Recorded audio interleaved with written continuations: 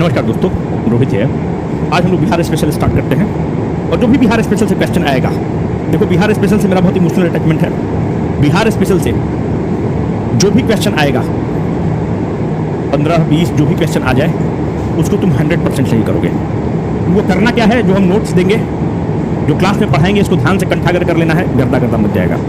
BCW का formation ही Bihar special से हुआ है, तो मेरा एक इमोशनल अटैचमेंट है इस टॉपिक से, तो हम अपना बेस्ट देने की कोशिश करेंगे। बस तुम रिवाइज करते चलना। स्टार्ट करते हैं। पहला काम तुम्हारा ये है कि जो वर्ड बिहार है का मैप है, इसको आप कंठागर करेंगे। आपके टेबल के सामने बिहार का मैप लग जाना चाहिए। अगर हम आपसे वेस्ट चंपारण बोल रहे हैं तो आप इधर नहीं देख रहे होंगे, आप इधर देख रहे होंगे। किशनगंज बोल रहे होंगे तो इधर नहीं देख रहे होंगे, इधर देख रहे होंगे। पटना बोल रहे होंगे तो इधर नहीं देख रहे होंगे, आप यहाँ पर देख रहे होंगे। समस्तीपुर बोल रहे होंगे तो इधर देख रहे होंगे, इधर देख रहे होंगे। अगर सुपौल बोल रहे होंगे तो इधर देख रहे होंगे। गोपालगंज बोल रहे होंगे तो आप इधर देख रहे होंगे। औरंगाबाद बोलेंगे तो फटाक से नीचे यहाँ पर चल चलना है, यहाँ पर औरंगाबाद में आ जाना है। ठीक है, अब ध्यान से देखो। एक होता है जिला, डिस्ट्रिक्ट, और एक होता है हेडक्वार्टर। हेडक्वार्टर वो जगह है जहाँ पर कलेक्टर होता है, जहाँ पर आपके जिला का समाहरणालय होगा। जैसे वेस्ट चंपारण जिला है, कलेक्टरिएट बेतिया है। ईस्ट चंपारण जिला है, कलेक्टरिएट मोतिहारी है। भभुआ कैमूर एक जिला है, हेडक्वार्टर भभुआ है। रोहतास एक जिला है, हेडक्वार्टर सासाराम है। भोजपुर एक जिला है, हेडक्वार्टर आरा है। नालंदा एक जिला है, हेडक्वार्टर बिहार शरीफ है। तो कंफ्यूजन नहीं होना चाहिए कि हेडक्वार्टर मतलब वो जगह है जहां पर कलेक्टर बैठता है। तो जरूरी नहीं है कि जिला का नाम और हेडक्वार्टर मुख्यालय एक ही हो, तो ये समझ में आना चाहिए पहली बात। तो ये कुछ जिला है जिसके बारे में पता होना चाहिए। बेतिया हेडक्वार्टर किसका है, तो वेस्ट चंपारण का। मोतिहारी ईस्ट चंपारण का। वेस्ट चंपारण का भी सबसे अभी सांसद कौन है, संजय जायसवाल, भारतीय जनता पार्टी का।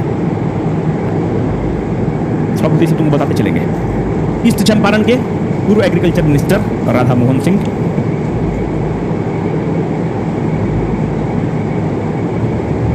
भाजपा के। ठीक है, चलो। जब हम लोग बिहार को पढ़ेंगे तो पहला बात हम लोग देखना स्टार्ट करते हैं। सर जो बिहार है, इसको जब चुनाव वगैरह होता है तो आप देखते होंगे कि सीमांचल में आरजेडी जीत रहा है। तो सीमांचल, किशनगंज, अररिया, पूर्णिया वाले क्षेत्र को सीमांचल क्षेत्र बोलते हैं। तो पहला बात क्लियर हो गया कि सीमांचल क्षेत्र किसको बोलते हैं। सर एक नदी बीचे बीच गुजरती है, मोटा मोटी बीच से। बिहार को मोटा मोटी बीच से गुजरती है, and it cuts the Bihar into the approximately 2 equal half. तकरीबन 2 बराबर हाफ में काटती है। जो गंगा, ये जो नदी है जो बिहार को 2 भाग में मोटा मोटी काट रही है, इसका उत्तर वाला पार्ट को, जो इसके नॉर्थ वाला पार्ट है, इसको आप बोलते हैं नॉर्थ बिहार। और गंगा के जो साउथ वाला पार्ट होता है, इसको आप बोलते हैं साउथ बिहार। तो ये क्लियर हो गया कि नॉर्थ बिहार साउथ बिहार कौन करता है, गंगा डिवाइड करती है। अगर यहाँ पर एक नदी जा रही है जिसका नाम है सोन, जो आकर गंगा से मिलेगी। सोन का जो वेस्ट वाला पार्ट होता है, ये अगर सोन है, ये गंगा है, इसका जो वेस्टवर्ड वाला पार्ट होता है, ये वाला पार्ट, इसको शाहाबाद बोलते हैं। तो चुनाव अगर में आप देखिएगा कि बोलेगा कि शाहाबाद रीजन से भाजपा लीड कर रही है, इसका मतलब 2-3 जिला मिलाकर शाहाबाद बना। इसका मतलब सोन के वेस्ट वाले पार्ट को शाहाबाद रीजन बोलते हैं। तो ये मोटा मोटी हमको क्षेत्र के बारे में पता होना चाहिए। अब ध्यान से देखो, उस जिला को पकड़ते हैं। पहले अपना जिला पटना को पकड़ते हैं। अपना राजधानी है पटना। जो पटना को तुम देखो कि पटना से कितना जिला बॉर्डर से टच करता है। कारण से स्टार्ट करते हैं। 1, वैशाली 2, समस्तीपुर 3, बेगूसराय 4, लखीसराय 5। याद रखना से पूरा नहीं टच कर रहा है, 5। फिर बिहार शरीफ मतलब नालंदा 6, जहानाबाद 7, अरवल 8, भोजपुर 9। इसका मतलब कि पटना से कितना जिला बॉर्डर टच कर रहा है बाबू, तो पटना से 9 जिला से बॉर्डर टच कर रहा है। बिहार का ऐसा जिला का नाम बताओ जो सबसे ज्यादा पॉपुलस है। कॉमन सेंस बताएगा कि पटना में क्योंकि राजधानी है, तो सबसे ज्यादा कौन सा जिला में पॉपुलेशन होगा, तो इसका करेक्ट आंसर हो जाएगा पटना। सारा शिक्षण संस्थान वही है, सारा बढ़िया मेडिकल कॉलेज वही है, तो पटना बाई डिफॉल्ट सबसे ज्यादा पॉपुलेशन होना चाहिए, क्योंकि कैपिटल सिटी है। सबसे छोटा जिला कौन है, ये जो शेखपुरा को स्टार मार्क करके करिए। पॉपुलेशन वाइज सबसे छोटा जिला शेखपुरा है। पॉपुलेशन वाइज सबसे छोटा जिला शेखपुरा है। क्षेत्रफल के दृष्टिकोण से सबसे बड़ा जिला वेस्ट चंपारण है। एरिया वाइज सबसे छोटा जिला, उसका नाम है शिवहर। मात्र 349 स्क्वायर किलोमीटर इसका एरिया है। तो ये आपको पता होना तो हो क्या।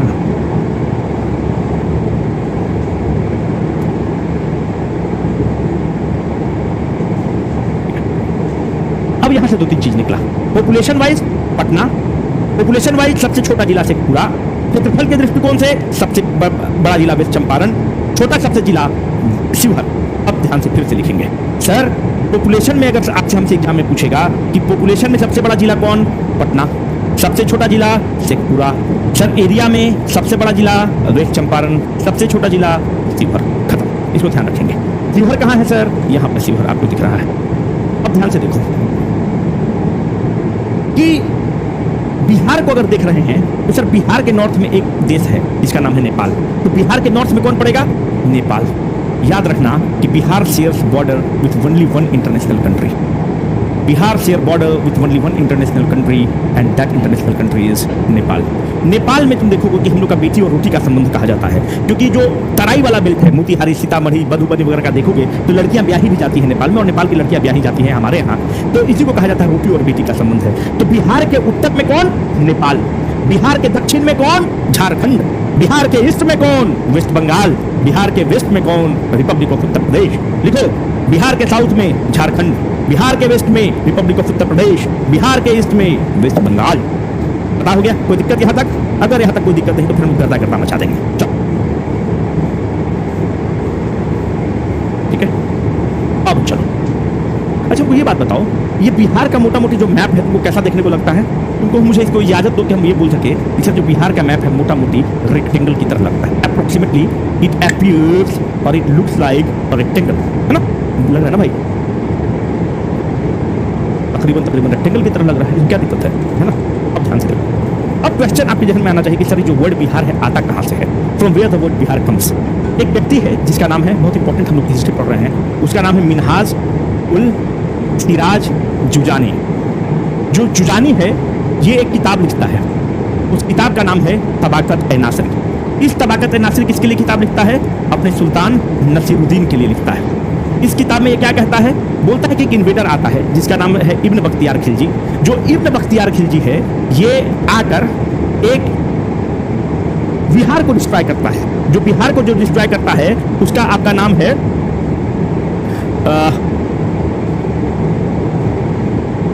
हिसार ए बिहार, इसी में लिखा होगा, है ना? हिसार ए बिहार। बोलता है अपने किताब में कि इब्न बख्तियार खिलजी एक हिसार ए बिहार को डिस्क्राइब करता है। तो लोग खोजना स्टार्ट करता है कि हिसार ए बिहार क्या है। तो हिसार ए बिहार के बारे में लोग पाता है कि ये एक बिहारा था। ये जो बिहारा था कहाँ पर था? ये बिहारा हिरण्य पर्वत के पास। हिरण्य पर्वत कहाँ है? आज के डेट में अगर तुम हिरण्य पर्वत देखोगे तो प्रेजेंट डे बिहार शरीफ में है। ये हिरण्य पर्वत उस समय के उदंतपुरी के पास था। Udantapuri is present day Bihar Sharif, Nalanda का हेडक्वार्टर जो बिहार शरीफ है। तो ये कहता है मिनहाजुल सिराज अपने किताब तबाकत ए नासिरी में कि इब्न बख्तियार खिलजी एक बिहार को डिस्ट्रॉय करता है जिसका नाम है हिसार ए बिहार। जो हिसार ए बिहार था वो हिरण्य पर्वत के पास उदंतपुरी में, जो कि उदंतपुरी प्रेजेंट डे बिहार शरीफ, वहां पर एक विहारा था, उसको डिस्ट्रॉय करता है। तो आपके जहन में आएगा कि सर विहारा क्या होता है? देखो, अगर तुम बुद्धिज्म को देखोगे तो दो वर्ड है, एक है चैत्या और एक है विहारा। जो चैत्या है ये वर्शिपिंग प्लेस है, जो मॉन्क्स हैं, जो बौद्ध भिक्षु हैं, उनका वर्शिपिंग प्लेस जिसका नाम है चैत्या। विहारा जो है उनका रेस्टिंग प्लेस है, जहां पर वो विश्राम करते हैं बौद्ध भिक्षु। तो वो रेस्टिंग प्लेस को डिस्क्राइब करता है और इसी विहारा से जो नाम पड़ता है वो विहार पड़ता है। तो जो वर्ड विहार है ये कहाँ से आता है? विहारा से आता है। गलत रहे खबर रहे कि विहारा कौन सा विहारा से आता है तो हिसार ए बिहार से आता है। अगर एग्जाम में पूछे कि पहली बार जहां से बिहार का जेनेसिस वर्ड का होता है वो किस किताब में मेंशन है, तो तबाकत ए नासिरी में है, जो कि मिनहाजुल सिराज जुजानी ने लिखा है। ये बात हमको पता होना चाहिए। अब आगे देखो, अगर तुम बिहार के कैपिटल को तुम देखोगे तो इसका जो कैपिटल है वो पानीपत है।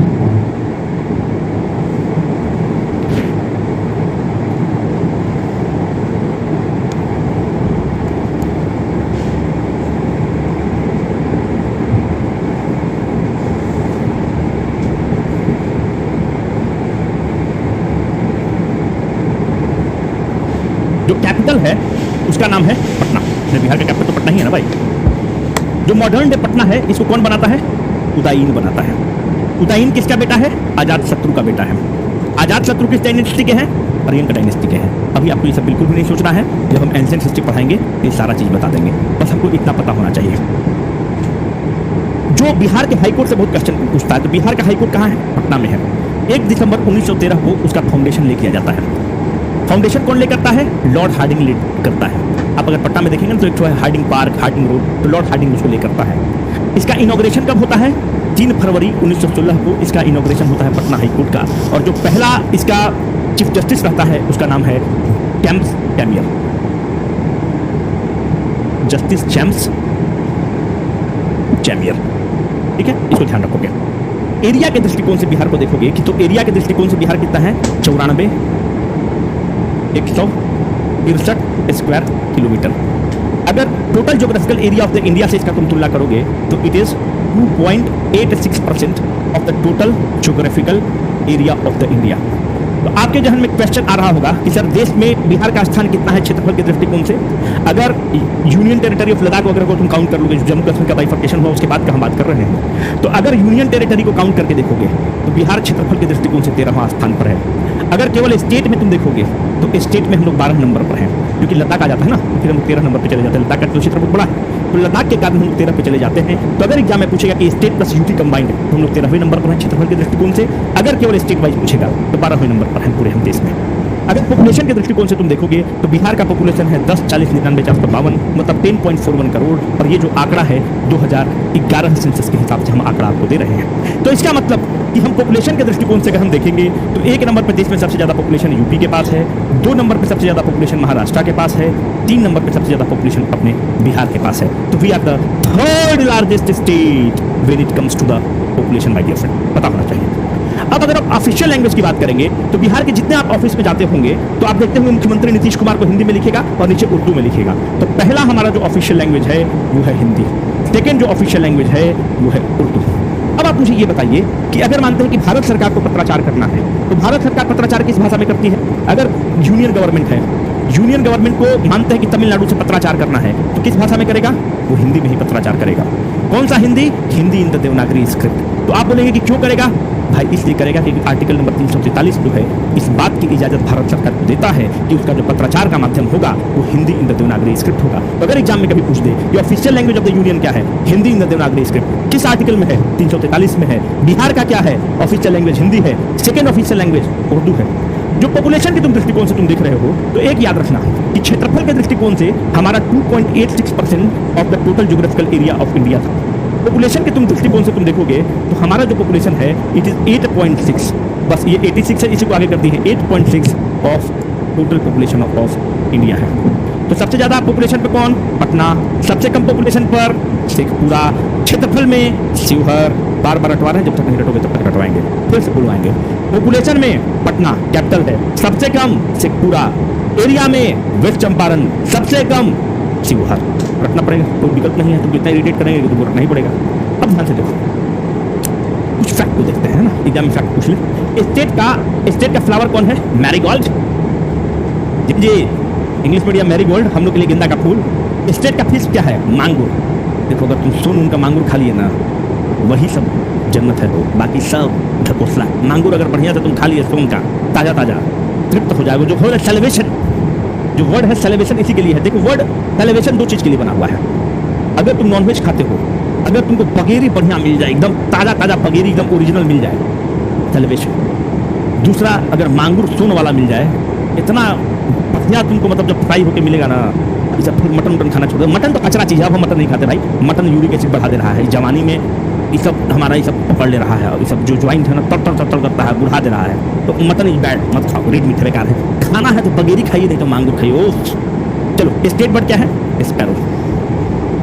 हमको होटल मैनेजमेंट का पढ़ाई हम करते ना, हमारे देश के one of the best shift में हमारा गिनती होगा।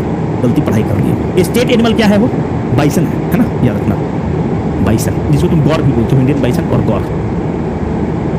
ठीक है, यहाँ पे लिखा हुआ the state animal is the Indian bison और गौर। ठीक है, इसको ध्यान रखना बाबू। स्टेट ट्री क्या है? पीपल। स्टेट एंथम क्या है?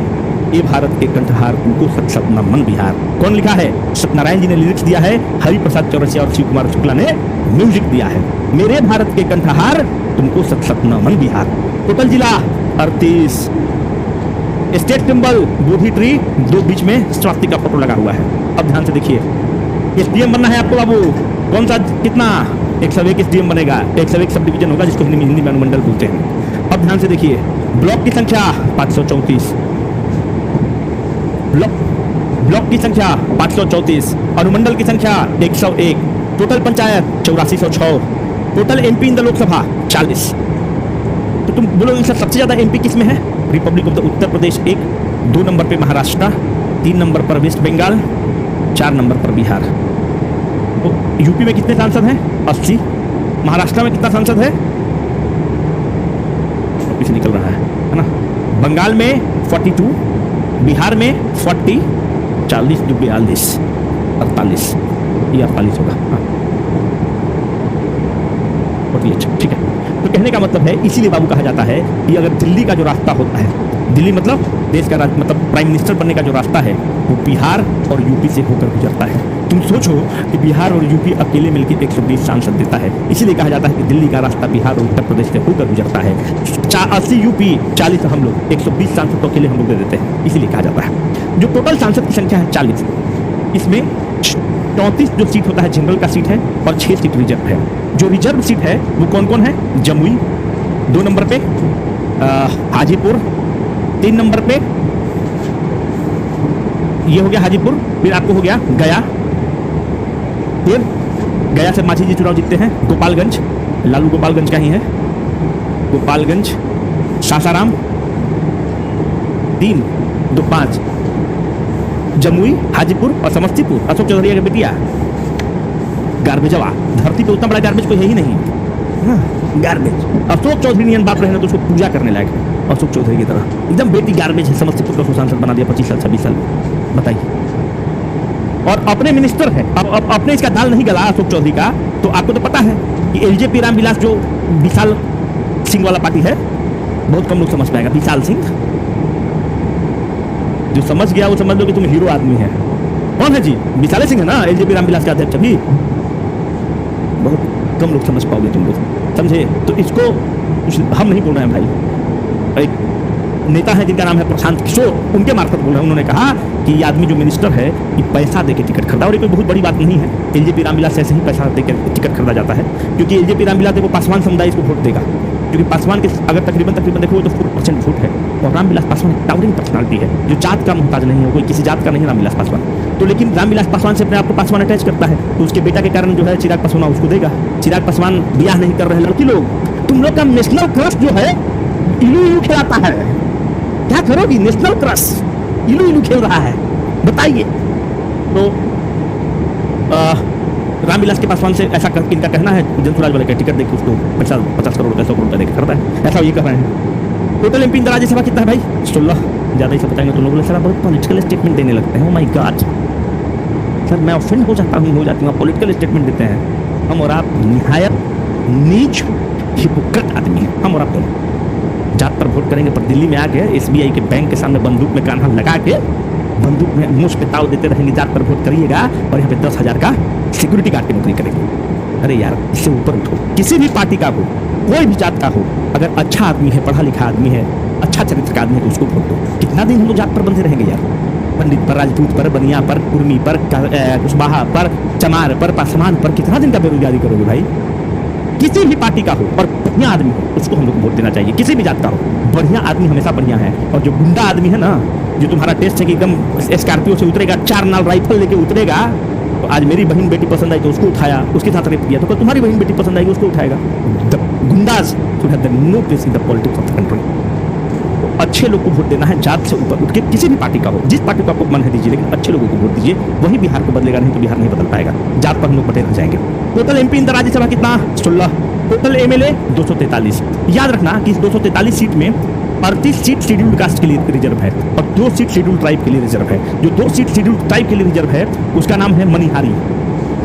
जो मनिहारी वाला सीट है वो कटिहार में है, और जो दूसरा सीट है वो है कटोरिया। कटोरिया जो सीट है वो बांका में है। ठीक है, याद रखना। एक चीज और को यहाँ पर बताते चलते हैं। बांका का एक बहुत बड़ा नेता हुआ जिसका नाम है दिग्विजय सिंह।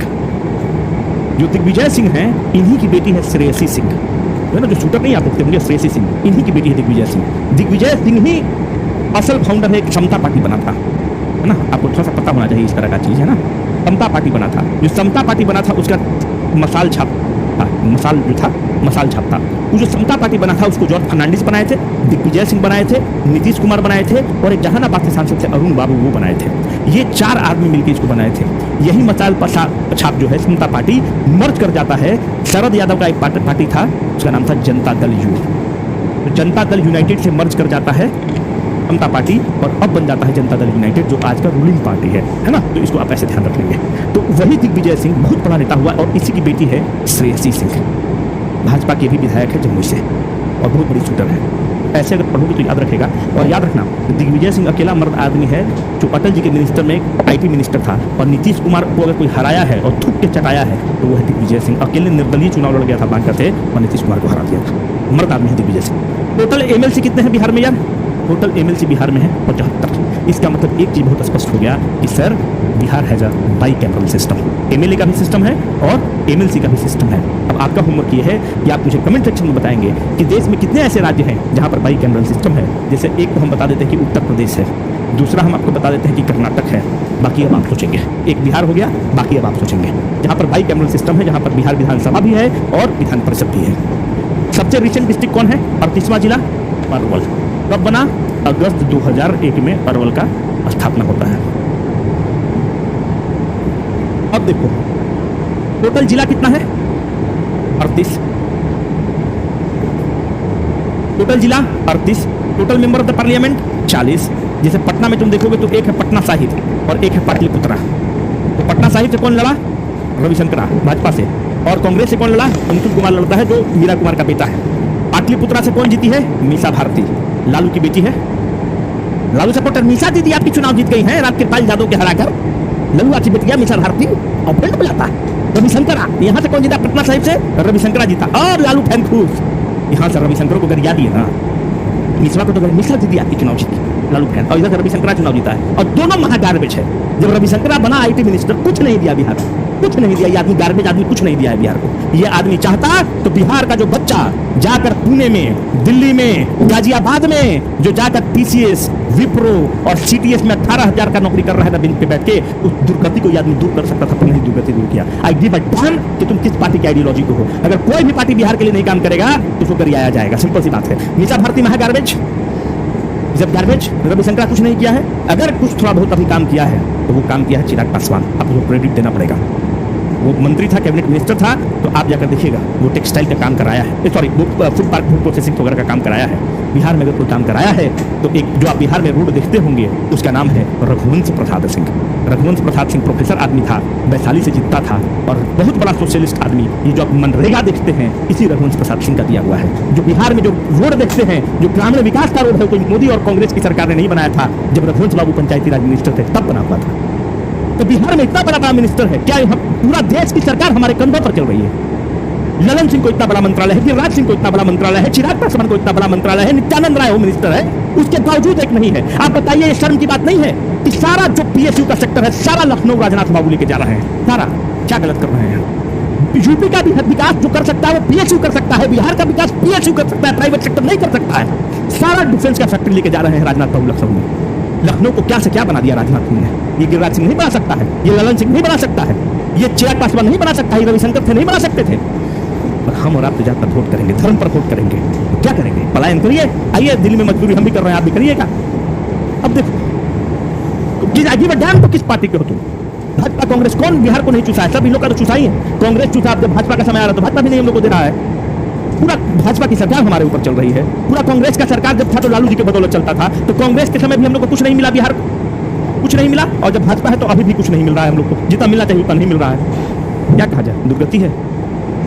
देखो अब एक चीज और देखो, जो रिजर्वेशन ऑफ द सीट्स है कि भाई लोकसभा में 6 रिजर्व है मानते हैं बिहार का 40 में, या विधानसभा में 40 रिजर्व है। वो कैसे होता है? तो देखो article number 330 of the Indian constitution है। Article number 330 of the Indian constitution कहता है कि reservation of the seat for the scheduled caste and the scheduled tribe in the house of the people, मतलब लोकसभा में रिजर्व रहेगा इनके। Article number 332 आपको बाबू कहता है the reservation of the seat for the scheduled caste and the scheduled tribe in the legislative assembly. तो मतलब इनको एक संवैधानिक प्रावधान है जिसके तहत इनका सीट रिजर्व होता है। यहाँ पर 2-3 चीज को और याद रखिएगा कि एक संविधान संशोधन हुआ 104 constitutional amendment act 104 constitutional amendment act ने जो सीटों का रिजर्वेशन था शेड्यूल कास्ट शेड्यूल ट्राइब के लिए, उसको बढ़ाकर 2030 तक कर दिया है कि इनके लिए सीट रिजर्व रहेगा 2030 तक। 104 कॉन्स्टिट्यूशनल अमेंडमेंट एक्ट एक और प्रावधान करता है कि पहले 543+2 था लोकसभा में, 2 एंग्लो इंडियंस का सीट था, उसको रिमूव कर देता है कि एंग्लो इंडियंस के लिए अब कोई भी सीट रिजर्व नहीं रहेगा जिसको राष्ट्रपति नॉमिनेट करेंगे। तो अब कितना हो गया है सीट? 543। पहले 2 सीट से कौन जीत के आते थे? एंग्लो इंडियन को नॉमिनेट किया जाता था राष्ट्रपति महोदय के द्वारा, so that the people from the Anglo Indian community is well represented in the country. ये नॉमिनेशन को 104 के तहत खत्म कर दिया गया है 104 कॉन्स्टिट्यूशनल अमेंडमेंट एक्ट के तहत।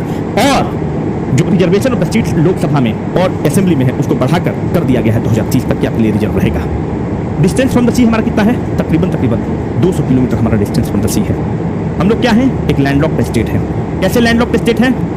उत्तर में आपके पास नेपाल है, अगर आप ईस्टर्न साइड में जाएंगे तो वेस्ट बंगाल है, साउथ में झारखंड है, इधर उत्तर प्रदेश है, कहीं तरफ से हमारे पास समुद्र नहीं है, इसलिए हम लोग एक लैंडलॉक्ड स्टेट है। और बिहार के त्रासदी के लिए लैंडलॉक्ड होना एक बहुत इंपॉर्टेंट खमियाजा हम लोग भुगतते हैं, क्योंकि हम लोग एक लैंडलॉक्ड स्टेट है। Average height from the sea level हमारा कितना है?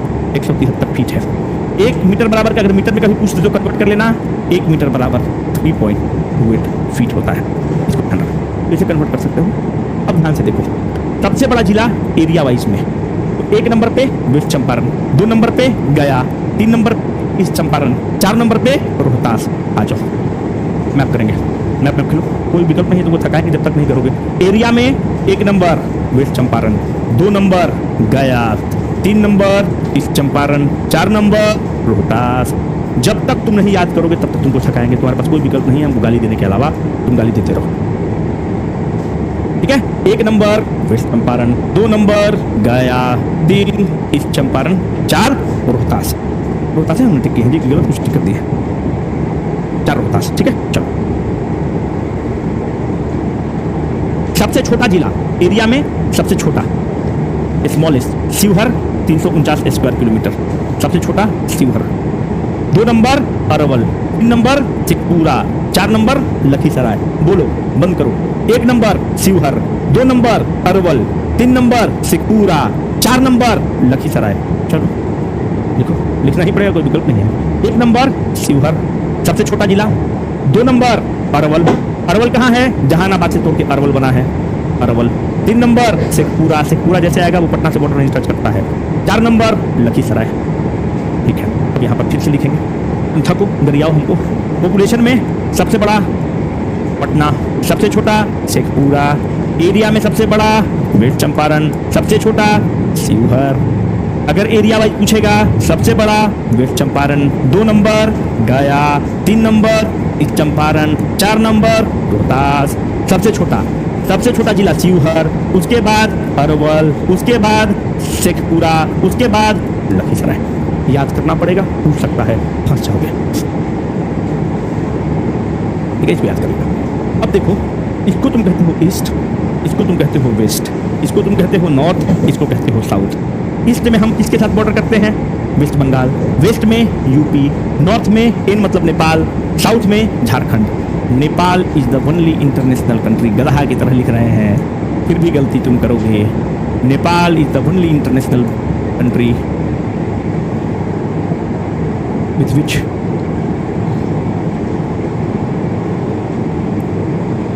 Bihar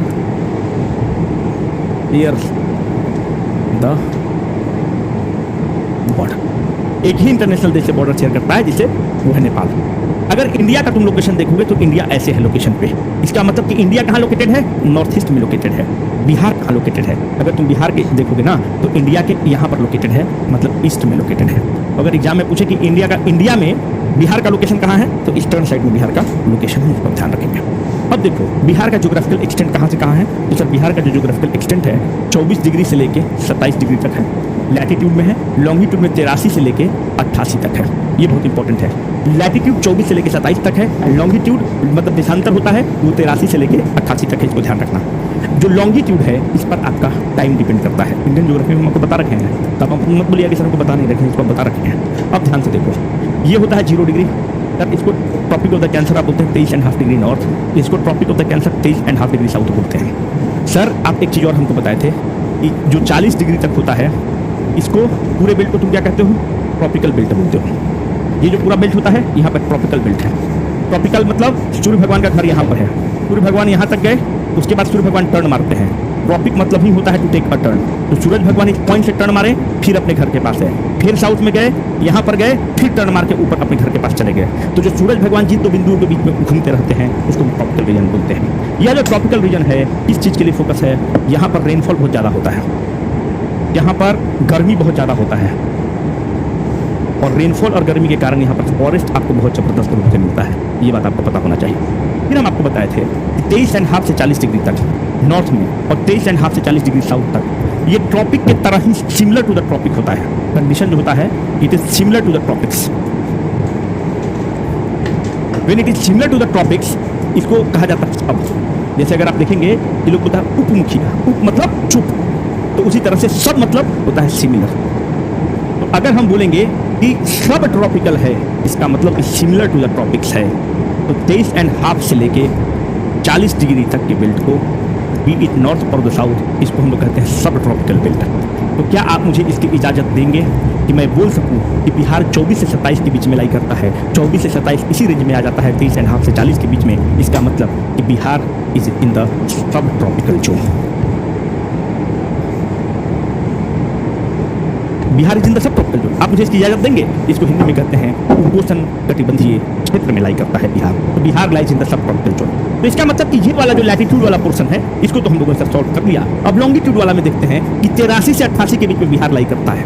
इसका मतलब क्या हो गया कि जब 83 से 88 के बीच में लाई करता है तो पहले ये देख लो कि जो 23 वाला लाइन तुम्हारा है ना वो यहाँ पर है, 24 वाला लाइन 24 डिग्री वाला, उसके बाद आगे भी है उसको छोड़ दो, और यहाँ पर 27 वाला लाइन है, यहाँ पर 83 वाला लाइन है लॉन्गिट्यूड में, और यहाँ पर 88 वाला लाइन है तुम्हारा लॉन्गिट्यूड में। ठीक है, तो अब ध्यान से देखो, ये है तुम्हारा 83 डिग्री के आसपास, आगे भी है उसको हम नहीं कर रहे हैं, ये है 88 डिग्री में, ये है 27 में लैटिट्यूड में, और यहाँ पर है 24 में लैटिट्यूड में। तो जो सबसे साउदर्न मोस्ट आपका जिला है, साउदर्न मोस्ट जिला का नाम है गया, साउदर्न मोस्ट जिला है, इसके नीचे कोई भी जिला नहीं है, साउदर्न मोस्ट जिला है। सबसे नॉर्दर्न मोस्ट जिला है उसका नाम है पश्चिम चंपारण। जो सबसे ईस्टर्न मोस्ट रीजन है उसका नाम है किशनगंज। जो सबसे वेस्टर्न मोस्ट है वो है कैमूर। अब यहां से देखिए कि जो ईस्टर्न मोस्ट जिला किशनगंज, नॉर्दर्न मोस्ट उत्तर में वेस्ट चंपारण, सबसे दक्षिण में गया, सबसे आपका वेस्टर्न में कैमूर, ईस्टर्न किशनगंज, नॉर्दर्न पश्चिम चंपारण, वेस्टर्न कैमूर, साउदर्न गया। अब ध्यान से देखो यहाँ पर ये तुम्हारा 83 डिग्री लॉन्गिट्यूड है, ये 88 डिग्री लॉन्गिट्यूड है। मेरे भाई एग्जैक्ट नहीं बोल रहे हैं, यहाँ पर देखना 83 के बाद भी है, मिनट में है, उसको हम इग्नोर कर रहे हैं, तो इसको हम लोग इग्नोर कर रहे हैं 83 से 88 को। तो 83 से 88 के बीच में लाई कर रहा है। लॉन्गिट्यूड का क्या इंपॉर्टेंस है, मान के हम चलते हैं, अगर तुम ध्यान से देखो तो कि अगर ये है कैमूर, उदाहरण के तौर पर हम देख रहे हैं, ये है कैमूर और ये है तुम्हारा किशनगंज। दर लॉन्गिट्यूड जो है देशांतर है, ये क्या करता है, टाइम बताता है। ये सब हम बता रखे हैं इंडियन ज्योग्राफी में, एक पूरा क्लास, दो क्लास लिए हैं तुम पे लैटिट्यूड और लॉन्गिट्यूड पर जाकर देखना, तो दो क्लास लिए हैं जो नए लोग हैं देख रहे हैं। तो लॉन्गिट्यूड टाइम दिखाता है। देखो 24 घंटा में धरती क्या करता है, 360 डिग्री घूम जाता है। इसका मतलब कि 360 डिग्री जो धरती घूमता है 24 घंटा में घूमता है। अगर 24 घंटा को हम मिनट में बदल दें तो 1 घंटा बराबर 60 मिनट होता है। इसका मतलब कि अगर यूनिटरी रूल लगाए कि 1 डिग्री बराबर कितना हो गया, तो सर 24 गुने 60 भागा में 360, 6 के 36, 6 के 24। इसका मतलब कि 1 डिग्री बराबर 4 मिनट का अंतराल पैदा करेगा। इसका मतलब कि मोटा मोटी अगर देखेंगे तो बिहार में एक छोरे से दूसरे छोरे पर जाने पे मैक्सिमम 5 डिग्री का अंतर होता है। तो मानते हैं कि यहाँ पर अभी 8 बज रहा है, उदाहरण के तौर पर, तो यहाँ के बीच का जो भी 5 डिग्री है, 1 डिग्री बराबर 4 मिनट होता है, मतलब 20 मिनट का अंतर हो गया। इसका मतलब कि किशनगंज में 8:20 हो रहा होगा, 8:20 PM हो रहा होगा। अगर आप दाहिने तरफ चलते हैं तो ऐड होता है, अगर आप ईस्टर्न साइड जाएंगे तो ऐड होगा, वेस्टर्न साइड आएंगे तो सब्ट्रैक्ट होगा, है ना। अगर आप मेरे ईस्टर्न साइड इधर जाएंगे दाहिने तो ऐड होगा, इधर आएंगे तो सब्ट्रैक्ट होगा। मेरे भाई तो तुम बोलोगे कि सर बिहार में ऐसा थोड़ी होता है, नहीं होता है मेरे भाई। पूरे इंडिया में हम लोग एक ही टाइम जोन फॉलो करते हैं, पूरे इंडिया में 1 टाइम जोन होता है। मतलब अगर यहाँ पर दिल्ली में भी मानते हैं कि 10 बज रहा है सुबह में, तो बिहार में भी 10 बज रहा है, कन्याकुमारी में भी 10 बज रहा है, अरुणाचल में भी बज रहा है, पर सब जगह बज रहा है। पर अगर मानते हैं कोई एक फिक्सियस क्वेश्चन अगर हम बना दिए कि बताओ लॉन्गिट्यूड से क्या अंतर पड़ता है, बिहार में कितना डिग्री लॉन्गिट्यूड से कितना समय का अंतर आ सकता है, तो भाई 20 मिनट के आसपास का अंतर हो सकता है, क्योंकि 83 से 88 के बीच में जो दूरी होता है मैक्सिमम 5 डिग्री लॉन्गिट्यूड का अंतर होता है।